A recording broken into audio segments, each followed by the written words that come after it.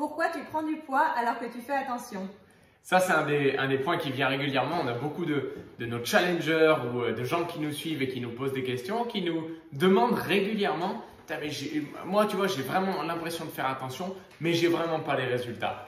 En réalité, il faut toujours en revenir à la base.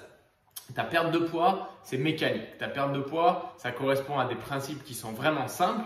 Et on veut juste dans cette vidéo revenir sur quelques points qui probablement, soit tu le sais, soit tu ne veux pas te les admettre, soit tu ne le sais pas et ça va pouvoir t'éclairer.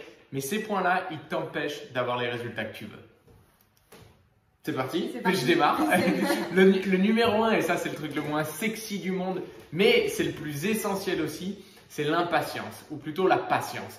Ce qui t'empêche d'avoir vraiment des résultats et qui t'empêche de finalement avoir les résultats que tu veux sur le long terme, c'est vraiment que quand tu attaques ta perte de poids ou quand tu attaques ta remise en forme, probablement que dans ta tête tu te dis « Ah, il faut que, par exemple, j'ai un mariage dans 2 semaines. » Bon, en ce moment, pas trop, mais j'ai un mariage dans 2 semaines, il faut que j'ai perdu tant de kilos. J'ai tel événement dans 30 jours, il faut que j'ai perdu.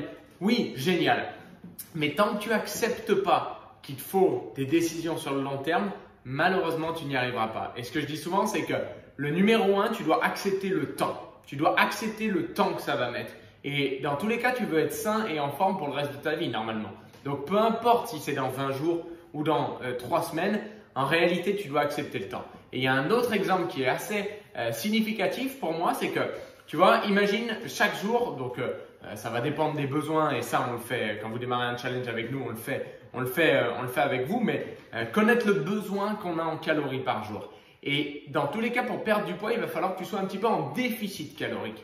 Et la question à se poser, c'est, imaginons, je décide tous les jours de faire 500 calories de déficit. 500 calories de déficit, c'est quand même déjà pas mal. 500 calories de déficit, à la fin de la semaine, ça va t'aider à perdre 450 grammes de gras à peu près.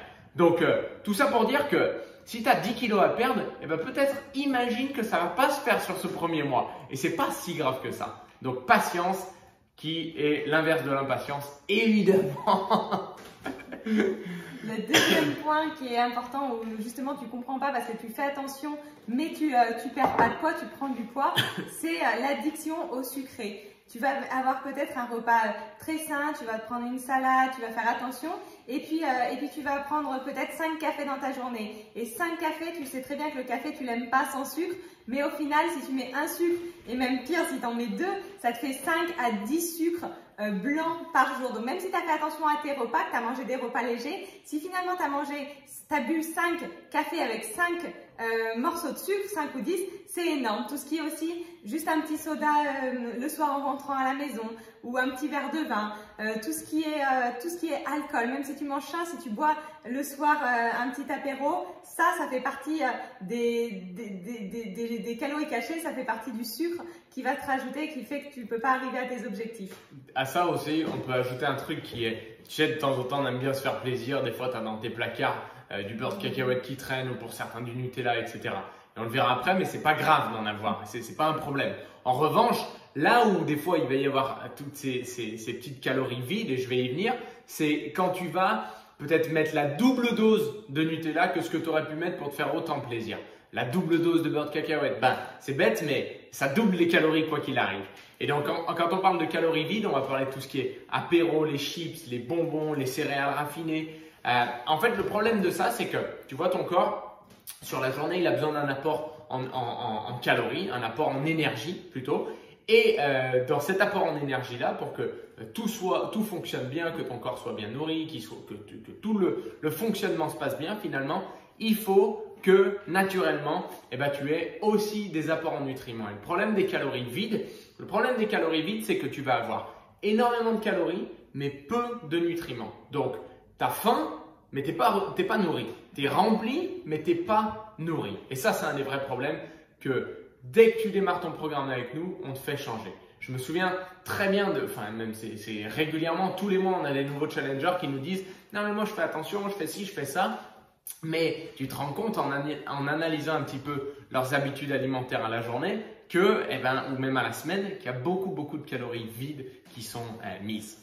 Et pour parler du quatrième point de pourquoi tu n'arrives pas à avoir tes résultats alors que tu fais attention, c'est les calories cachées. J'en ai un peu parlé avec l'addiction au sucre, mais c'est toutes les calories cachées de je mange bien, je fais attention, je me resserre pas, je prends pas de frites, je prends pas de féculents, mais j'aime bien finir par une touche sucrée à la fin de mon repas. J'aime bien, je peux pas finir par du salé, il me faut un petit peu de sucré. Alors il y a une crème vanille dans le frigo ou en dessert et je prends juste ça. Ça fait partie des calories cachées qui finalement rajoutent énormément, si tu en prends une, deux, rajoutent énormément sur tous tes repas si tu en prends plusieurs dans la journée. Pareil, le petit verre de vin en rentrant du travail, j'ai une mauvaise journée, je me prends un petit verre de vin. Je mange bien. Je cherche le confort dans la mauvaise bouffe et ça c'est pas bon, c'est des choses qui se changent ça. C'est ça. Ou tout ce qui est aussi le pain. J'ai mangé clean, j'ai pas mangé de féculents, mais j'ai pris du pain blanc. Je suis coupable. Un des derniers points qui est super important, c'est aussi comment tu vas faire tes cuissons, comment tu vas faire tes sauces. Parce que ça, c'est très important. Si tu manges une salade, oui, une salade, c'est sain. Si tu manges une salade composée, c'est parfait. Mais si tu mets beaucoup de sauce et que ta sauce, c'est de l'huile de tournesol, je crois que c'est de l'huile de tournesol, avec même tu te fais un peu de mayo ou quelque chose comme ça, bah non, c'est pas bon. Et surtout, si tu en mets 3 cuillères, bah 3 cuillères de sauce, c'est vraiment pas bon au niveau de ton apport en huile. Ça, c'est le pire. Après, si tu fais même de l'huile d'olive, faut savoir qu'une cuillère d'huile d'olive, c'est très bien. Si tu en mets 3, c'est beaucoup trop au niveau des apports en calories. Et ça, je parle que de l'huile d'olive si tu fais cuire à l'huile d'olive. Mais si tu fais de la viande, du poulet et tu le fais cuire avec du beurre, tu mets 2-3 noix de beurre pour pas que ça colle. Ah oui, c'est sûr, ça colle pas, c'est pas grillé. Mais par contre, t'as beau avoir mangé de la viande blanche, c'est pas bon. Moi, là où je suis coupable, c'est le pain avant repas. Quand on est en famille, ça va être le fromage en dessert. Peut-être tu te dis, non mais j'ai bien mangé, j'ai mangé clean sur le repas, mais le dessert, il est scandaleux. Et ben surtout non, que le fromage, ça va souvent avec du pain et du pain blanc. Évidemment, sinon c'est pas bon. Les crèmes dessert, etc. etc. Donc ça c'est trop important. Elisa, tu as trop raison. Et il y a un autre point qui, moi, fait la diff aussi, sincèrement, c'est du sport qui brûle pas assez de calories. Regardez, comment je le vois, c'est que ton corps est, de façon générale, tu grandis et tu évolues positivement dans l'inconfort. Que ce soit clair, si tu veux être capable de courir plus longtemps, il va falloir te faire peut-être des sprints en fractionné, de la course en fractionné. Ce que je veux dire par là, c'est que de façon générale, chaque nouveau niveau de toi va te demander un petit peu d'inconfort. Et très souvent, on se rend compte qu'on démarre sa remise en forme, on trouve un rythme au niveau sport et finalement, on garde le même alors que nos objectifs, ils évoluent. Et c'est là qu'on va stagner et c'est là qu'on va même des fois régresser un petit peu. Donc, tu dois naturellement trouver du sport qui va te pousser un petit peu dans les retranchements. Ajoute des chronos, ajoute des moments plus intenses avec du sprint ou des exercices plus rapides. Ajoute un petit peu de poids des fois peut-être. Bref. Trouve des choses qui vont aller piocher un petit peu dans tes réserves et vont aller stimuler ton inconfort. Un des points aussi qui est important, c'est écoute, je fais vraiment tout bien, je comprends pas, j'arrive pas à perdre du poids et je prends même du poids, qu'est-ce qui se passe? Ça marche pas. Ça marche pas, pourtant je fais vraiment tout bien. Ok, tu fais tout bien du lundi au dimanche ou tu fais tout bien du lundi au vendredi matin? Parce que ça, c'est différent. Ton corps, il est pas dans, c'est bon, c'est le week-end, je prends pas les calories. Le corps, il fonctionne pareil que ce soit le lundi ou le dimanche. Et c'est vraiment important de savoir que si tu le fais, il faut le faire régulièrement, il faut le faire sur du long terme. Et si tu le fais au final 4-5 jours par semaine et que les 3 jours de week-end, parce que le vendredi soir, ça compte dans le week-end, au final, c'est mauvais, ça colle pas. Ça colle pas parce que c'est pas tous les jours, donc ça colle pas et c'est pour ça que tu vas pas avoir de résultats. Donc c'est vraiment important de, ok, je fais tout bien, mais par contre le week-end, je mange au McDo, je bois les apéros le vendredi et le samedi, le petit-déj, je prends des croissants le samedi et le dimanche parce qu'on est en famille. C'est normal que tu peux pas avoir des résultats. Et je me marre parce qu'en même temps, on voit, on a oublié de mettre en mode avion la caméra et du coup il y a le groupe de challengers qu'on a qui cartonne, qui envoie des messages dans tous les sens.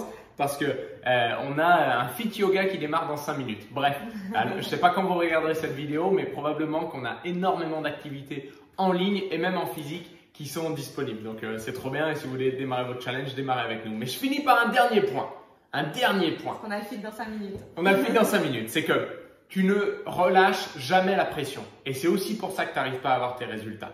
Quand tu ne relâches pas la pression, ce qu'il y a, c'est que tu vas avoir toutes les hormones de stress qui vont venir se mettre au milieu. Et devine ce que ça va faire. Je ne vais pas rentrer dans les détails, mais ça va bloquer ta perte de poids. Ça va bloquer tes résultats parce que ça va venir court-circuiter le bon fonctionnement du corps. Donc, tu dois avoir un plan, tu dois avoir un rythme, tu dois avoir des objectifs, mais tu dois inclure dans ce plan-là des moments où tu relâches la pression. Cette pizza-là entre amis ce soir, est-ce qu'elle est si grave que ça? Non, elle n'est pas si grave.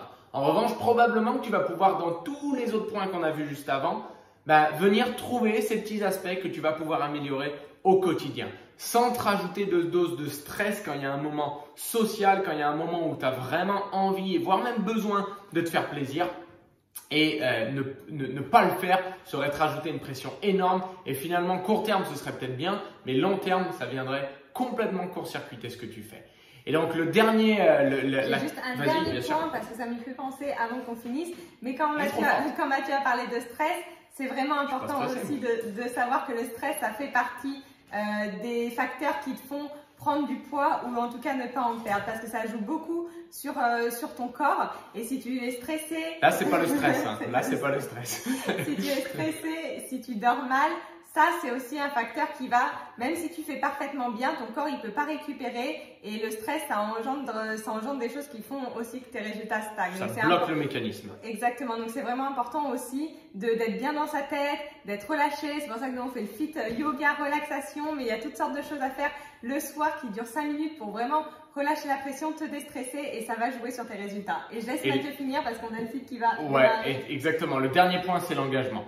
Le dernier point, c'est d'arrêter de te dire « je vais essayer ». Le dernier point, c'est ça. C'est de trouver sa méthode. Quand tu démarres avec nous, envoyez-nous un message d'ailleurs pour ça, mais quand tu démarres avec nous, c'est simple. On arrête de penser à toutes les autres options, toutes les autres solutions, etc. Ça fait 7 ans que nous, on le fait. Ça fait 7 ans que… Quand il y a 7 ans, on a décidé de se remettre en forme, nous, devine quoi, on a pris l'engagement qu'on n'essayerait pas autre chose, qu'on ne ferait pas 50 000 autres trucs.